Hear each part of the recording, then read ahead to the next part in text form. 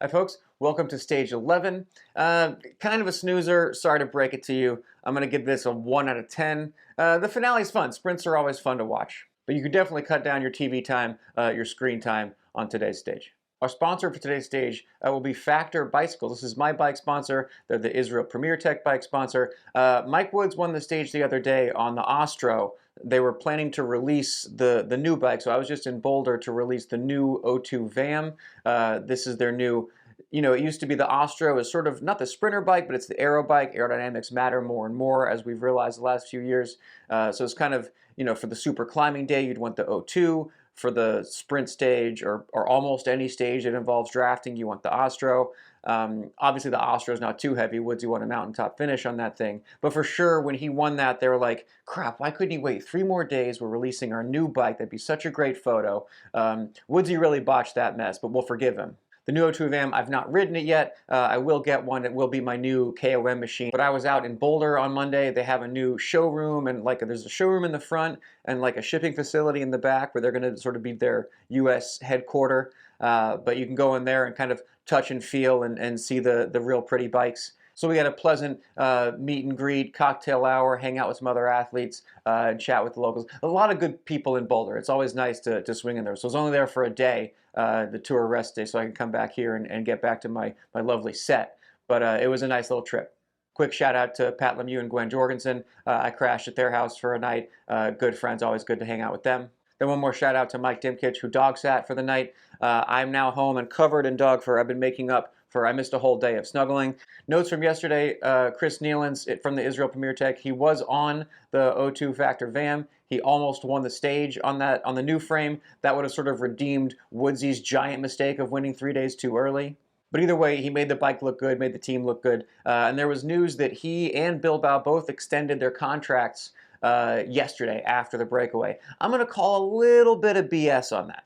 During the tour, especially on the rest days, all the rider agents are out there schmoozing the hotel lobbies, drinking wine, trying to get their deals done. Generally, you don't want to bring a guy, at least this is for sure true for the big names, you don't want to bring a guy to the Tour de France if he's not already signed to your team for the following year. So the tour selection also sort of comes with a contract if you're not on a multi-year. Now the reason for that is, say I'm on a race and Jasper Philipsen wins 5 stages but announces halfway through that he's signed to a different team the next year. Well, you just cost Alpecin, they can't get any new sponsors from that. What do you mean? Your best guy, he's gone. So I think more likely what happened was Nealons and Bilbao both probably had contracts signed going into the tour, but they picked today's a good day to announce it. That was their day in the sun. Totally makes sense. Let's just take advantage of some positive press and be like, yeah, we made good. But I don't believe that someone was up all night. Oh crap, this guy was in the breakaway and got caught. We better write up a contract and fill out the bonuses and get everybody to sign it. I just don't see that happening. To be fair, what do I know? Nobody ever renewed my ass. I know very well how to get fired, but I do not know how renewal processes work. Next time I get a KOM, I'm expecting a new contract in my inbox by the time I get home from Jukebox and Factor about renewal. And as I'm entering my driveway, I have to go around the Brinks truck that's just dropping cash off at the house. All right, anyway, here's what happened on today's stage. Not a whole lot. Course was 170K, some bumps, but mostly flat. First to attack was Amador from EF, and it's actually kind of funny if you want to watch that. He goes off the front and he keeps looking back because he does not want to go by himself. The field wants the smallest breakaway possible up the road today because they want to go as slow as possible. They want to keep it easy. So they're like, oh, you want to go? Cool, let's go. So they're hoping he just buries himself and they'll give him 5 minutes. So he just waits a second and a half in front of the field for someone to attack with him. He's not going to be the sucker. Pretty quick, he's joined by Daniel Oss and Louvel, and that's a breakaway for the day. They never get a big gap. They're kind of hovering around less than a minute most of the way, which is pretty dangerous. Not typical. A lot of times for 3 guys, they wouldn't worry about giving them 5-6 minutes usually.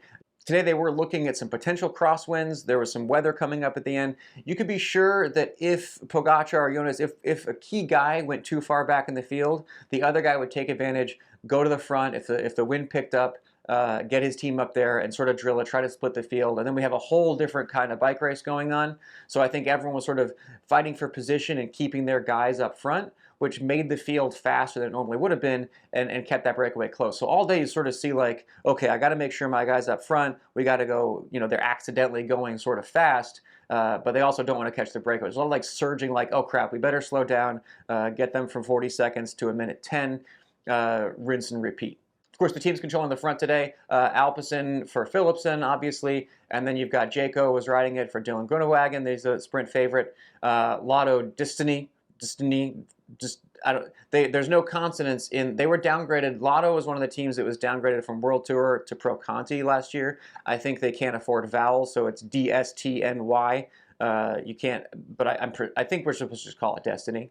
Anyway, they're working for Caleb Ewan, who's also, he's going to get up there one of these days. I want to see him win a stage. So that was the whole day. Around like 30K to go, the gap got to 20 seconds, and the other guys sort of pieced out. They must have had a conversation of some sort, and they're like, okay, Daniel Oss, you can be the last guy out. They were kind of smiling and waving at each other. They knew what they were in for, and they accepted it. Oss, good guy, veteran, sort of the right guy to get that jersey, in my opinion. But it does make you wonder, like, what's in it for the other dudes out there all day?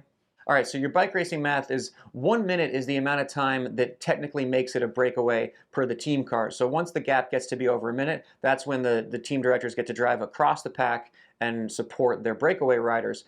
When it goes under a minute, they've got to stop. So the back and forth today was definitely torturing whoever had to follow in the team cars.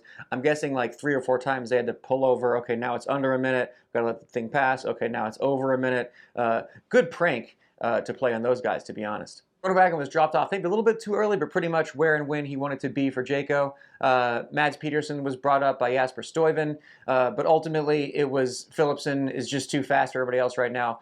He got it handily, no photo finish, a little bit of daylight, I think, between him and the second place. And that makes it his 4th stage win of this tour. It had rain in the finish town. There was some rain the last like 30K. The finish, thankfully, was dry. There's been not a lot of pileups. I don't think there's been any pileups in the sprint finish. It's sort of rare for there not to have been like a situation in the tour this year. None at the back, none at the front. So a relatively safe tour as far as the clickable, memeable, shareable pileups that we usually get. A couple close calls. I saw somebody unclipped in the sprint, but nobody went down.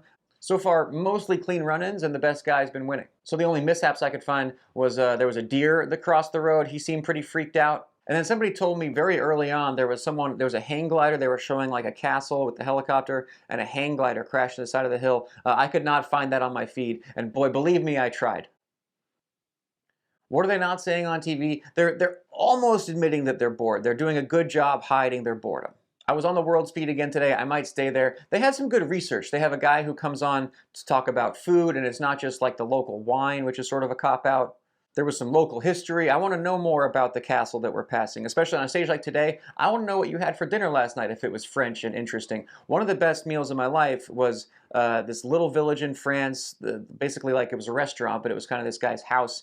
And, you know, it was an omelet, but the chickens were from his eggs, and the truffles were his pigs found them in the thing. And, you know, he made his own plates out of ceramic clay. No, the plates, I'm joking. But everything there, the cheese was from his cow. We have cheese in America. You think you've had cheese as an American, and then you try that. Whatever our rules on like pasteurization, all that stuff, it's ruined cheese. Cheese is pointless on this continent. Go somewhere else and have the real cheese, and you'll be like, oh, you've never had cheese before. One of the towns they passed through was famous for chicken breeding. Another one for chocolate. Like, I want to know about all that if the stage is as boring as it was today. There was a point, I think they forgot they were commentating. It was like they were just talking to their wife on the phone about what they had for dinner and breakfast, but I'm here for it. Whereas the American feed kind of sounded like more of a frat party of just like, yeah, I got drunk on wine from this region one time, which, you know, the research, the team behind you, I will defend the commentators, but the research and the notes that those guys had available, I just thought looked a lot better on the old Euro feed. The World's feed did lose me at one point. I'm not sure who said it, but they were talking about Phillips in his green jersey and how the other sprinters were green with envy. That killed me. I'm sorry, you can't do that. I'm going to throw out the GC riders are just jaundiced with envy over Vingegaard's yellow jersey. The climbers had developed chickenpox with envy over EF and Paulus in the KOM jersey. No, you just can't go down that road. I know it's a tough job talking for 5 hours when nothing's going on. I get it. It's easy to sit here for 11 minutes and make fun, so that's what I'm going to do. Armchair Race Organizer, they talked about some of the fines for littering. Someone was fined $500 or 500, sorry, Swiss francs for littering on course, and that's just like tossing a bottle, tossing a wrapper. It's a weird thing with littering because souvenirs, fans want this stuff. Fans are begging for like, bidon, toss me a bottle. So it's sort of, if you have a water bottle to get rid of, there's people on the side of the road everywhere. If you toss it into a river or into like the one place that doesn't have a spectator, you should be fined. You should more be fined for like disrespecting the fans than actually littering, but because you're not littering something that somebody wants. So hopefully they weren't just like tossing it to a kid and fined for littering. That'd be a bummer. But I do love hearing about the fines. Every morning at the breakfast table, they'll have like the communique is written up, and the first thing on there is the fines from yesterday. So you'd be like, oh, who did what? It's like I liked reading the police blotter from like the campus newspaper, where it's, you know, someone was arrested for drunken disorderly for peeing on whatever statue.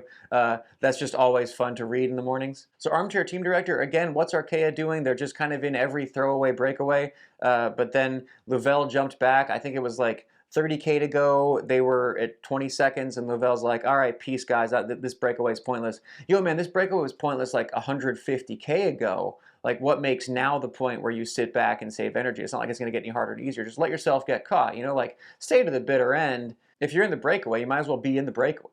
And then what's EF doing? They've got a guy in the throwaway breakaway. They've been really active in sort of the not that critical breakaways. Every year, they're sort of known, their reputation is they're the media team, they're the American team, but every year they're like, no, we're not going to just be the media team this year. We're gonna have a guy who's top 5 overall. And I understand, like, you know, your guy crashes out, but here you are, like, and I love Palace and I love that whole arc, but, you know, Palace crossing the line and like waving for the fans, that's just not what they're supposed to be doing. That's just not what they've kind of sold us. Respect to the KOM jersey, but that is like, you know, the jersey is sort of like a media thing compared to the real task of like winning the Tour de France, which they just don't have a guy in the mix, and really haven't seen it much for stages either. You know, where's your sprinter? Where's your Mike Woods breakaway climber kind of situation? They sort of got nothing. They're heavy weight on the polka dots. If I was watching in person today, there was a thing on course. A lot of folks had like bands. There was, you know, some tubas and some saxophones. I want to be nowhere near them. I want to be just out of hearing distance of whatever. There seemed to be a lot of bands on course. That would drive me nuts. I don't need that noise. I'm an old man. I'd put some earbuds in and hear sort of the race updates. There's also a family who had a tractor. It looked like they were on, you know, it was just passing their own yard, but they were standing on a tractor there was a bunch of hay bales. Assuming that doesn't hit my allergies, I want that spot. They had a good vantage point, feels going slow by there anyway, and then you can just go right back inside to your air conditioning and your TV. Where I do not want to be is in a hang glider crashing into a side of a mountain watching the course. Unanswerable hypothetical. I noticed today Peter Sagan still in the race. He had a scandal going into it. A couple days ago I was like, is Peter in there? I haven't seen him in intermediate sprints. I haven't seen him in a breakaway. Was he sent home for the DUI mishap situation and I missed that story? No, he's in the race. He's just like kind of anonymous. I don't know what's going on with Peter, if he's distracted or out of shape, or you know, I wish him the best, but you know, he took a spot from somebody on that team, and what's he doing in there? A couple notes. I saw an interview with Mark Matteo, the Groupama FDJ manager. I'm going to read it because I don't want to get it wrong. He said there are 2 races: a race with 2 aliens and a race with the rest of the peloton. The aliens, that's just calling them dopers. I don't know where you get that. You can't really do that unless you have some salty move by him. Interesting. I couldn't help but notice that. So way ahead of the peloton, there's like kind of promotional cars and caravans and all the sponsor stuff. One of the things they do is they throw out polka dot jerseys to people on the side of the road.